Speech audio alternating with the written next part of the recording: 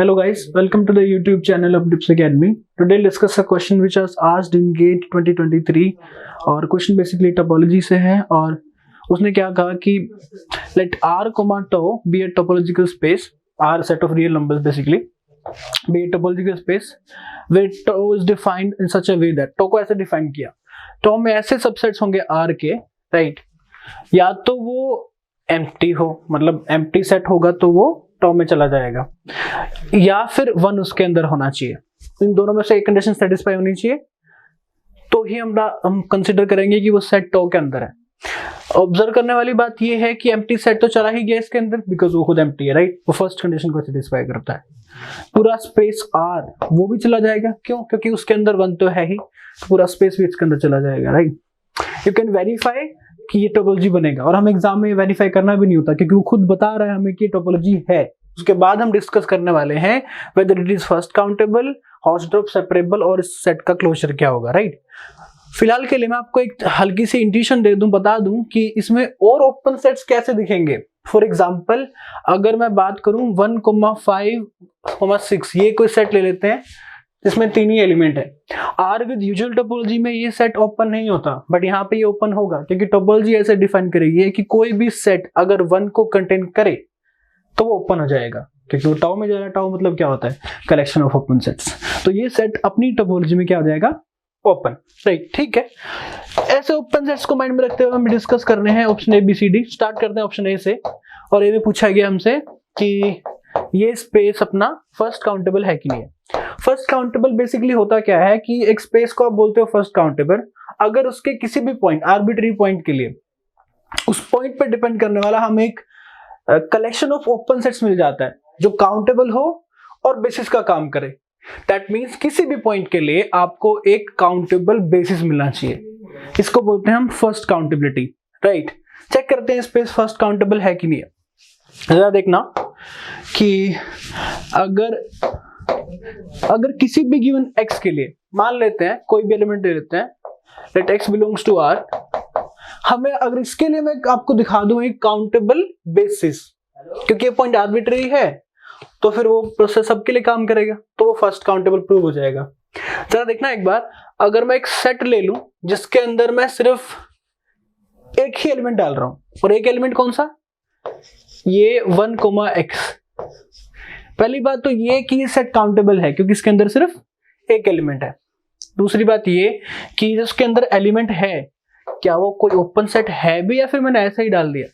Let's see, क्योंकि ये set empty तो नहीं है तो ये पहली कंडीशन को सेटिस्फाई तो नहीं करता। दूसरी बात ये कि इसके अंदर वन है तो इस कंडीशन को ये सेटिस्फाई करता है। इसका मतलब ये टॉ में तो आ गया, मतलब कि जो सेट मैंने लिया है ना अंदर वाला, ये ओपन सेट तो है।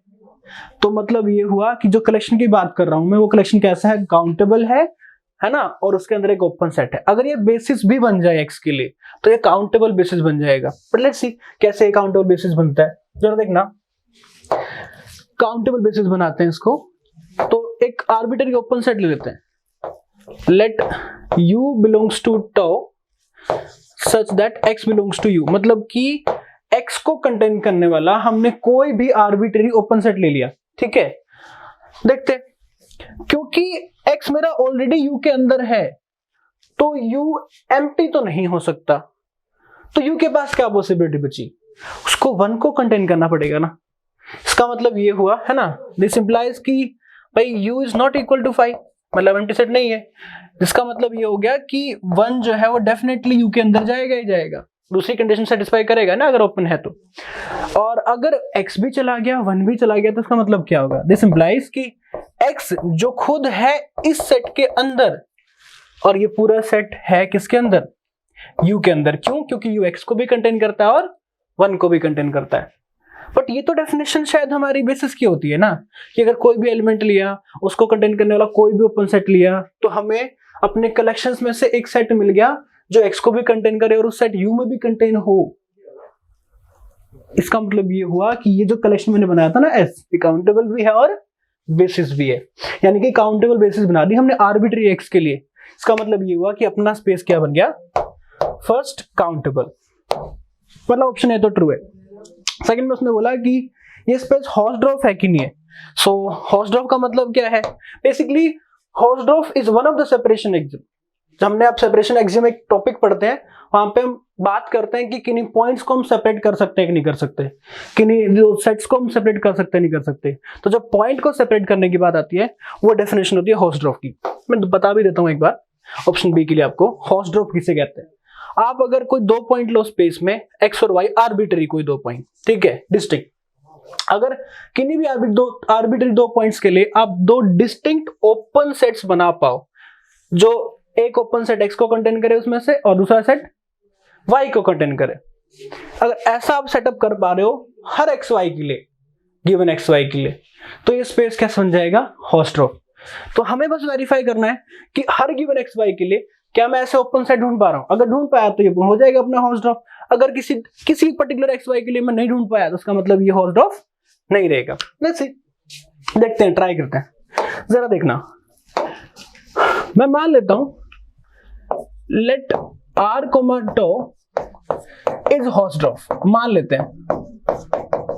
अगर हाउसडॉर्फ हुआ इसका मतलब ये होगा कि for all x comma y there exist u x and u y, open है ना, ये दोनों के दोनों टो से आएंगे, सच दैट कि अपना x है वो ux में आएगा एंड y अपना y में आएगा, uy में आएगा। एंड एक बात और है ना, कि इनका जो इंटरसेक्शन है ux इंटरसेक्शन uy वो क्या आएगा, एम्प्टी। स्टार्टिंग बोला था हमने दो सेट चाहिए ओपन और वो भी डिस्टिंक्ट चाहिए, राइट, ये कंडीशन सेटिस्फाई होगी। बट एक बात ध्यान से देखना कि अगर किसी ओपन सेट में x आ गया, अगर किसी ओपन सेट में y आ गया, अरे ओपन सेट में कुछ भी आ गया अपनी टोपोलॉजी में, तो वो कैसा होगा, वो एम्प्टी नहीं हो सकता, उसको 1 को कंटेन करना पड़ेगा। इसका मतलब ये हुआ कि 1 बिलोंग कर गया ux में भी और 1 बिलोंग कर गया uy में भी। इसका मतलब 1 तो दोनों में बिलोंग कर गया, ux इंटरसेक्शन uy। बट ये तो कॉन्ट्रडिक्शन ही होगी, किसके लिए, हाउसडॉर्फ की डेफिनेशन के लिए। ये हमने माना था कि दोनों सेट का जो इंटरसेक्शन है वो क्या होना चाहिए, एम्प्टी, बट यहाँ पे 1 तो आ ही रहा है ना उसके अंदर, तो ये आ गई अपनी कॉन्ट्रडिक्शन। और जब कॉन्ट्रडिक्शन आएगी इसका मतलब हमें ये स्पेस हाउसडॉर्फ नहीं मिलेगा, राइट।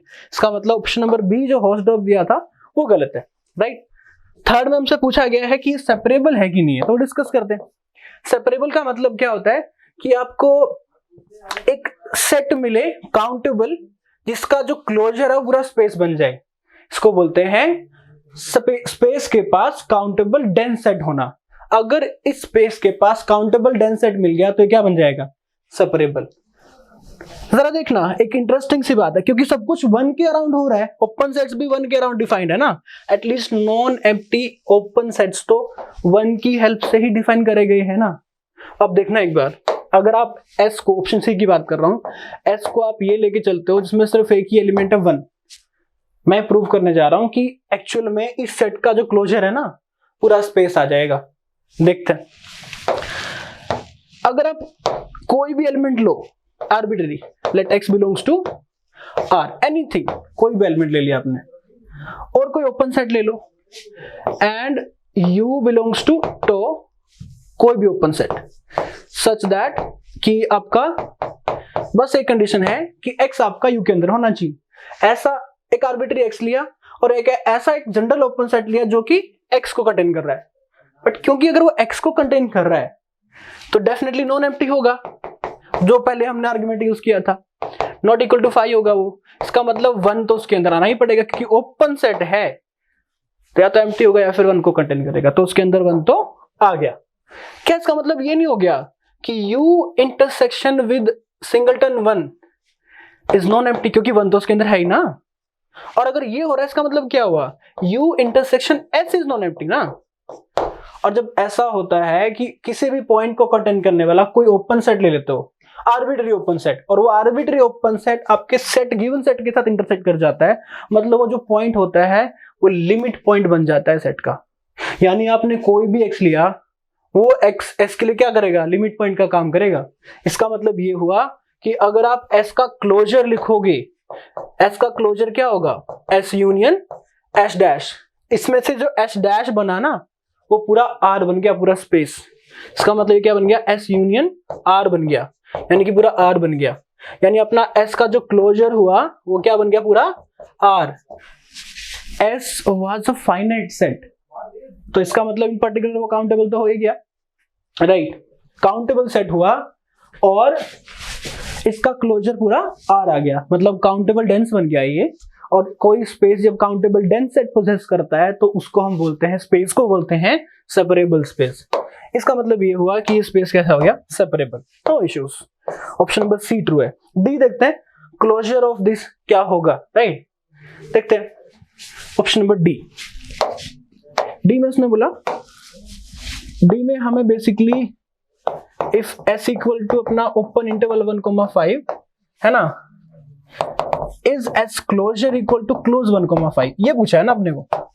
यूजुअल टोपोलॉजी R में इस ओपन सेट का जो अपना यूजुअल टोपोलॉजी में तो ओपन ही होता है ना, इसका जो अगर हम क्लोजर निकालेंगे तो ये आता है, तभी ऑप्शन डाला भी गया है क्या फ्लो में टिक करो, बट अपनी टोपोलॉजी डिफरेंट है, बिल्कुल ही डिफरेंट है। अगर यहाँ क्लोजर निकालोगे जरा देखना, ये होता क्या है, S बार होता क्या है, S बार होता है S union S dash, right. यानी कि क्या होगा, अगर S की बात करें तो ये जाएगा 1,5 यूनियन S डैश। यानी कि अगर समहाउ S बार को अगर ये बनना है ना 1, तो इसके अंदर तो नहीं है 1, इसके अंदर तो 1 नहीं है, तो 1 को कहाँ आना पड़ेगा, यहाँ पे S डैश में। देखते हैं आता है क्या। अगर आप चाहते हो, है ना, अगर आप चाहते हो कि 1 S डैश में आ जाए, इसका मतलब 1 क्या बन जाए, लिमिट पॉइंट बन जाए। इसका मतलब ये हुआ कि 1 को कंटेन करने वाला कोई भी ओपन सेट अगर हुआ उसको इंटरसेक्ट करना चाहिए अपने सेट S के साथ। देखते हैं जरा, लेट अगर हम U एक ओपन सेट ले लें, सिंगलटन 1 भी है, ये भी ले सकता हूं मैं, बट आपको कंफ्यूजन हो जाएगा, इसके लिए मैं कुछ और ले लेता हूं। 1 कोमा से यहां से कुछ और एलिमेंट 7 ले लेते हैं। ये एक ओपन सेट है, डेफिनेटली एक ओपन सेट है, क्योंकि ये 1 को कंटेन करता है क्लियरली, है ना। 1 बिलोंग करेगा U में, U ओपन है, बट U का जो इंटरसेक्शन है ना किसके साथ, S के साथ, वो क्या है, एम्प्टी, क्योंकि ना इसके अंदर 1 है ना इसके अंदर 7 है। इसका मतलब ये हो गया कि एक ऐसा ओपन सेट मिल गया जो 1 को कंटेन करता है, बट उसका इंटरसेक्शन सेट के साथ कैसा है, एम्प्टी। इसका मतलब ये हो गया कि 1 लिमिट पॉइंट तो नहीं है, इसका मतलब 1 does not belongs to S dash. 1 ना यहाँ पे है ना यहाँ पे है, तो बार में कैसे आ जाएगा ये, इसका मतलब S बार ये कैसा हो जाए, ऐसा कैसे हो जाएगा, राइट, गलत बात है। इसका मतलब ये हुआ कि ये स्टेटमेंट फॉल्स है ना। दिस इंप्लाइज कि 1 does not belongs to S bar, क्योंकि S में भी नहीं है ना, एंड हम यहाँ भी लिख देंगे does not belongs to S, तो यहाँ से बार में बिलोंग नहीं कर रहा। इसका मतलब ये हुआ कि जो हमने माना था, तो सोच रहे ट्राई कर रहे थे कि 1,5 ना, 1,5 इसका जो बार है ये इक्वल नहीं है क्लोज 1,5 के। वो अलग बात है कि इसका क्लोजर हम निकाल सकते हैं, ठीक है, हम इसका क्लोजर फाइंड आउट कर सकते हैं, बट डेफिनेटली ये तो नहीं होगा। इसका मतलब ये था ना, चौथा ऑप्शन कौन सा था, चौथा ऑप्शन अपना फॉल्स है, right. I hope you like this video.